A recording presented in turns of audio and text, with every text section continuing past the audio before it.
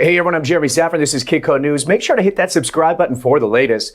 Now we're taking a closer look at the latest inflation data that just came in through the Personal Consumption Expenditures, or the PCE index, which is the Federal Reserve's preferred gauge for tracking inflation. Now the PCE index showed a 0.2% increase for July, keeping the year-over-year rate at 2.5%.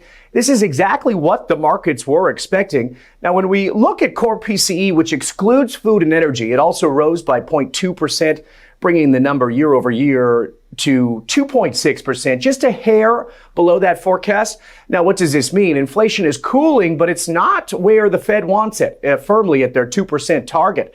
Now, personal income ticked up by 0.3%, slightly above what was anticipated, while consumer spending increased by 0.5%. However, the personal savings rate dropped by 2.9%, which is the lowest since June of last year. Now, this suggests that while people are still spending, they're dipping into their savings to do so, which could spell trouble down the road. Now, the market reaction has been muted with the PCE figures aligning with expectations. It looks more likely that the Fed will cut rates in September, but the question remains how much. The conversation is now whether the Fed will opt for a 25 basis point cut or go for a more aggressive 50 basis points. Now, to help us break down what this all means for gold, silver, and the broader markets, let's bring back Kitco's own Jim Wyckoff. Hey, Jim, welcome back to the show. Thanks for joining us this morning.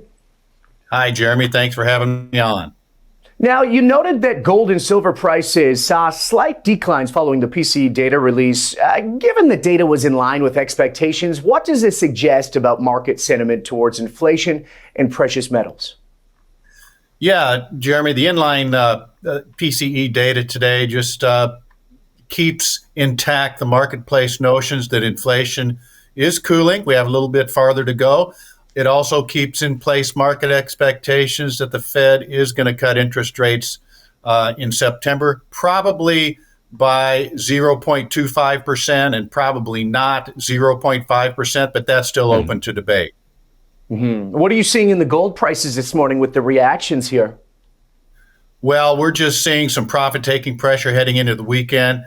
Investor risk appetite has upticked a little bit this week, so that's putting a little bit of pressure on the safe haven metals from a competing asset class as we see the stock indexes rally. However, we're hovering not far below record highs in the gold market. The market is still overall technically bullish. The bulls can argue that the yellow metal is just pausing, waiting for the next leg up in prices. Yeah, we've seen such an interesting year for silver, too. It seems like every time it jumps above that resistance level, we get a little pullback. What's that metal looking like today?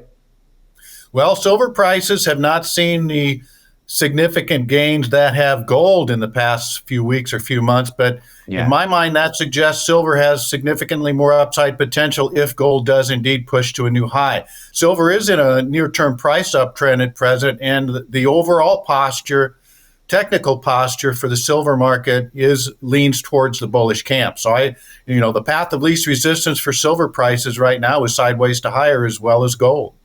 With the PCE inflation data reinforcing what we just talked about, this expectation of a rate cut by the Fed, do you think this could provide a boost to gold prices, or are there other factors at play? Well, there are other factors at play. We still have heightened tensions in the Middle East. I think there is still a bid in the gold and silver markets, a safe haven bid, due to still some expectations that there's going to be some military interactions between Israel and Iran and or its proxies. Yeah, we'll definitely be keeping an eye on that. It seems like every step forward, there's one step back. Okay, you highlighted China's recent monetary easing and bond purchasing. Explain to us what happened there, Jim.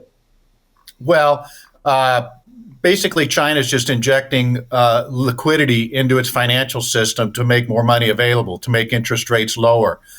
China's been easing its monetary policy in small increments for a while now, and I suspect that's going to continue. And that's very important for the metals markets and other commodities because China is a voracious consumer of raw commodities, including metals. And if China's economy, the second largest in the world, if it's listing, then that's going to have demand problems for raw commodities, including the metals. So we'll keep a close eye on that. But the fact that China's easing its monetary policy suggests that they're trying to get a handle on economic growth, better economic growth, and that'll probably be the case.